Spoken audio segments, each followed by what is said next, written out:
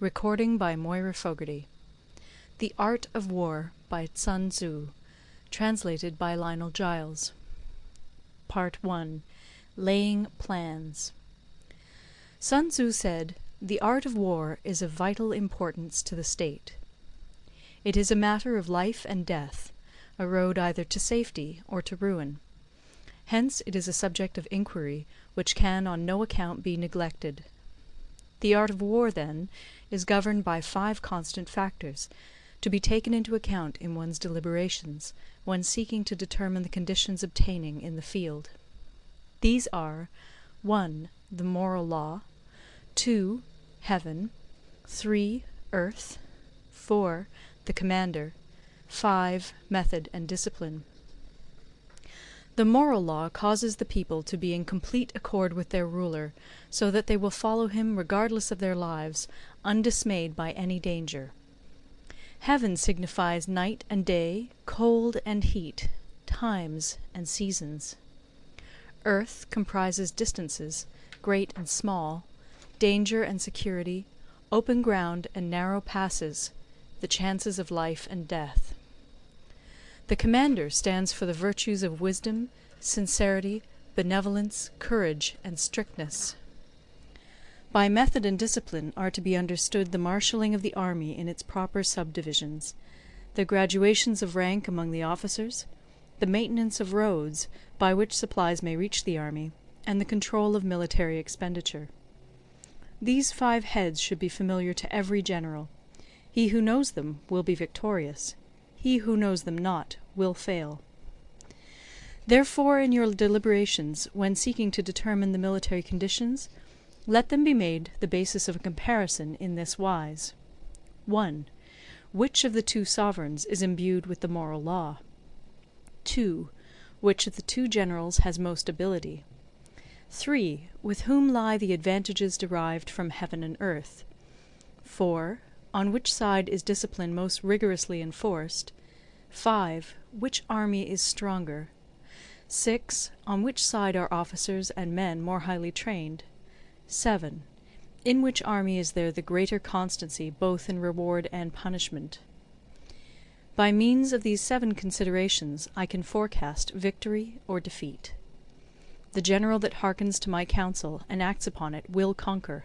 Let such a one be retained in command. The general that hearkens not to my counsel nor acts upon it will suffer defeat. Let such a one be dismissed. While heeding the profit of my counsel, avail yourself also of any helpful circumstances over and beyond the ordinary rules. According as circumstances are favourable, one should modify one's plans. All warfare is based on deception. Hence, when able to attack, we must seem unable. When using our forces, we must seem inactive. When we are near, we must make the enemy believe we are far away. When far away, we must make him believe we are near. Hold out baits to entice the enemy. Feign disorder and crush him. If he is secure at all points, be prepared for him. If he is in superior strength, evade him. If your opponent is of choleric temper, seek to irritate him. Pretend to be weak, that he may grow arrogant. If he is taking his ease, give him no rest. If his forces are united, separate them. Attack him where he is unprepared. Appear where you are not expected. These military devices, leading to victory, must not be divulged beforehand.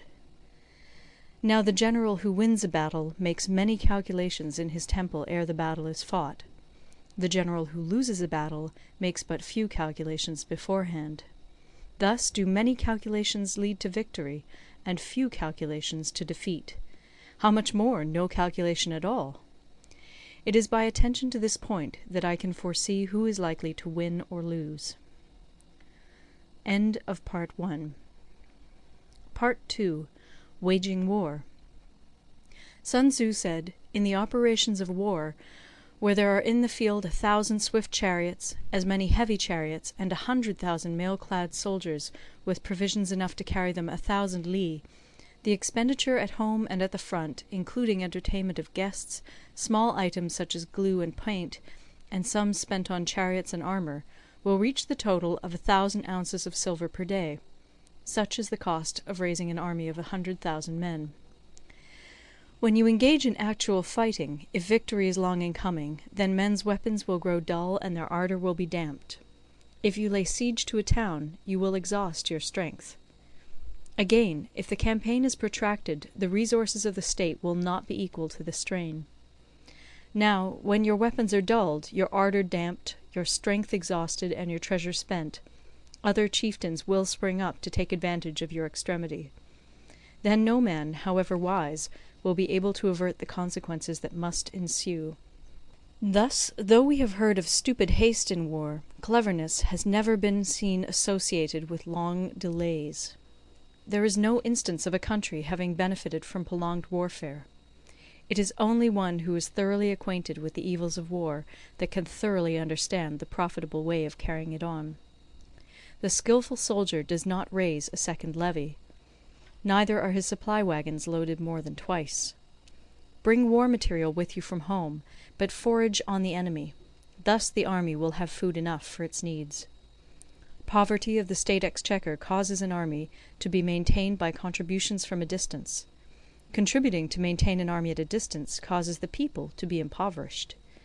On the other hand, the proximity of an army causes prices to go up, and high prices cause the people's substance to be drained away. When their substance is drained away, the peasantry will be afflicted by heavy exactions. With this loss of substance and exhaustion of strength, the homes of the people will be stripped bare, and 3/10 of their income will be dissipated, while government expenses for broken chariots, worn-out horses, breastplates and helmets, bows and arrows, spears and shields, protective mantles, draught oxen, and heavy wagons will amount to 4/10 of its total revenue. Hence a wise general makes a point of foraging on the enemy. 1 cartload of the enemy's provisions is equivalent to 20 of one's own, and likewise a single picul of his provender is equivalent to 20 from one's own store. Now in order to kill the enemy, our men must be roused to anger. That there may be advantage from defeating the enemy, they must have their rewards.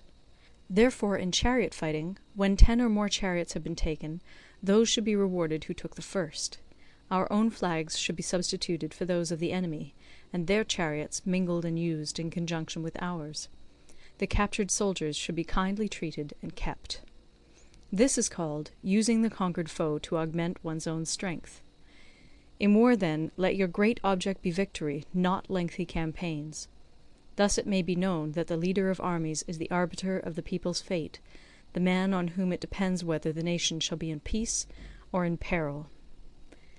End of Part 2.